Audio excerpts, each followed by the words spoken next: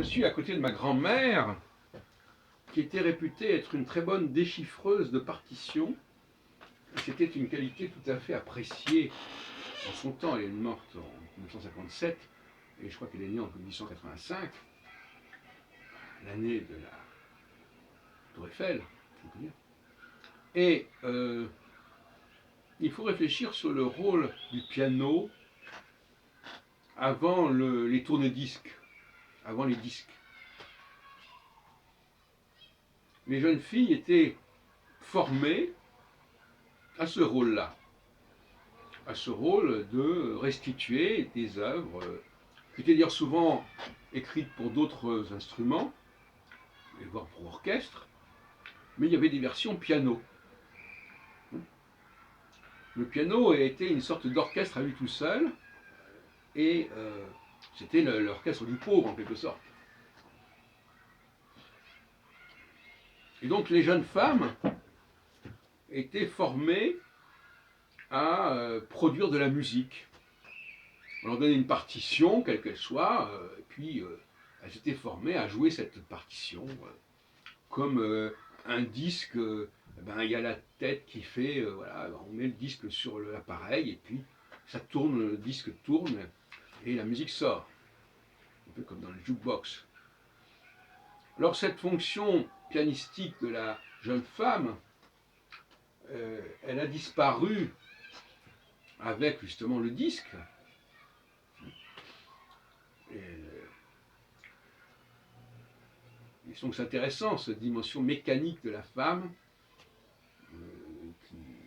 qui n'a pas d'ailleurs donné grand-chose au niveau de la composition musicale, parce qu'au fond il s'agissait surtout de former des jeunes femmes qui étaient capables de déchiffrer. D'ailleurs ma sœur aînée, en 1935, était très capable au niveau musical aussi. Elle devait recevoir ça, elle devait avoir acquis cela de sa grand-mère maternelle, c'est ma grand-mère à moi aussi. Et donc voilà, il y a des traditions comme ça. Alors peut-être que je dois mon goût pour le piano à cette femme, mais il faut dire qu'à l'époque, beaucoup de femmes savaient jouer du piano. C'était même requis une jeune fille de bonne famille devait savoir jouer du piano, parce que ça permettait de passer des soirées agréables. On lui donnait une partition, elle jouait cette partition, comme par la suite, les gens écouteront, ils regarderont la télévision ou la radio.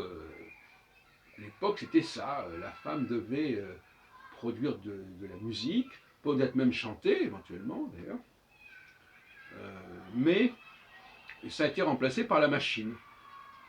Voilà. Et ça, c'est le grand problème des femmes de manière générale, c'est qu'une grande partie de leurs activités sont remplaçables au XXIe siècle, y compris même d'ailleurs le fait de faire des enfants.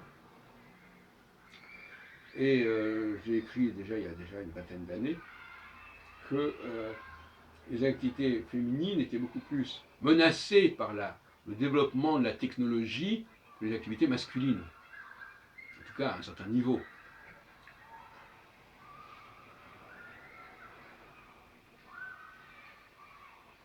Voilà, donc hommage à ma grand-mère Sarah Moïse, épouse Carcassonne, que j'ai bien connue, enfin j'ai connu jusqu'à l'âge de 10 ans, mais qui était institutrice d'ailleurs par ailleurs, à part le fait qu'elle était écrivain, puisqu'elle a publié tous ses textes sous le nom de Claude Jonquière. Elle avait épousé d'ailleurs en deuxième noce un Parmentier qui était un éditeur, édition du Fauconnier. Elle était allée rejoindre son premier mari. Paradoxalement, dans ses écrits, elle parle de son premier mari alors qu'elle est déjà avec son deuxième mari. Son premier mari en Argentine, elle l'avait rejoint en Argentine, enfin il était venu en France et il l'avait ramené en Argentine, et ma mère est née en Argentine, en 1913.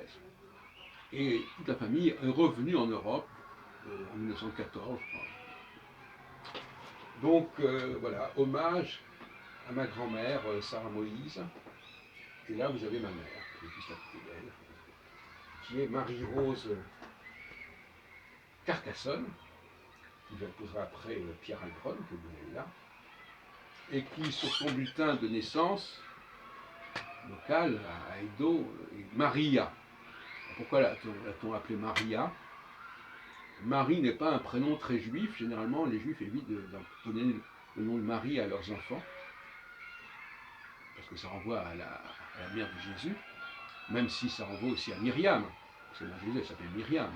Mais enfin, Marie, c'est un petit problème.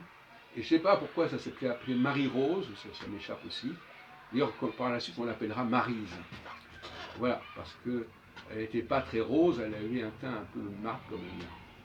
Voilà, donc hommage à la famille maternelle et ce lien par le biais du piano avec ma grand-mère et avec ma demi-sœur aînée.